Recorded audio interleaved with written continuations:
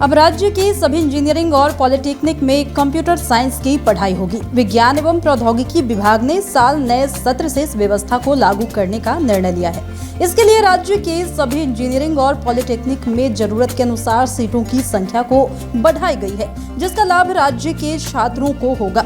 अभी राज्य के सभी इंजीनियरिंग और पॉलिटेक्निक संस्थानों में कंप्यूटर साइंस की पढ़ाई नहीं हो रही थी। चुनिंदा संस्थानों में पढ़ाई होने के कारण सभी इच्छुक छात्रों को कंप्यूटर साइंस ट्रेड नहीं मिल पा रहा था। हालिया हुई समीक्षा बैठक में तय किया गया कि अन्य ट्रेडों की तुलना में छात्रों में कंप्यूटर साइंस के प्रति दिलचस्पी अधिक है, इसलिए सभी संस्थानों में इस विषय की पढ़ाई अनिवार्य कर दी जाए। इसके मद्देनजर तय हुआ कि अगर इसके लिए जरूरत के अनुसार सीटों की संख्या बढ़ाने की जरूरत है तो वह भी किया जाएगा।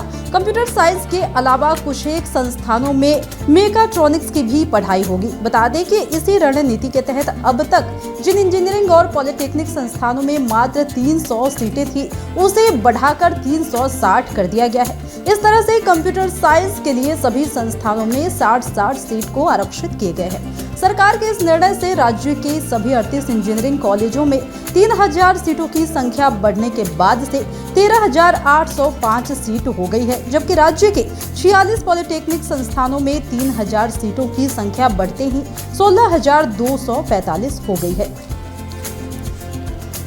बता देते हैं कि इंजीनियरिंग के छात्रों को आगे की पढ़ाई के लिए विभाग ने एमटेक की सीटों की संख्या में भी वृद्धि कर दी है। राज्य के 12 इंजीनियरिंग कॉलेजों में एमटेक की 342 सीटें सृजित की गई है।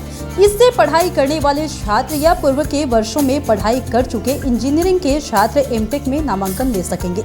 बढ़ी हुई सीटों पर नामांकन इसी साल नए सत्र से शुरू हो जाएगा। एक बार आपको फिर से बता देते हैं, ध्यान से सुनिएगा। अब राज्य के सभी इंजीनियरिंग और पॉलिटेक्निक में कंप्यूटर साइंस की पढ़ाई होगी। विज्ञान और प्रौद्योगिकी विभाग ने इस साल नए सत्र से इस व्यवस्था को लागू करने का निर्णय भी ले लिया है। इसके लिए राज्य के सभी इंजीनियरिंग और पॉलिटेक्निक में जरूरत के अनुसार सीटों की संख्या को बढ़ाई गई है, जिसका लाभ राज्य के छात्रों को होगा। अभी राज्य के सभी इंजीनियरिंग और पॉलिटेक्निक संस्थानों में कंप्यूटर साइंस की पढ़ाई नहीं हो रही थी। चुनिंदा संस्थानों में पढ़ाई होने के कारण सभी इच्छुक छात्रों को कंप्यूटर साइंस ट्रेड नहीं मिल पा रहा था।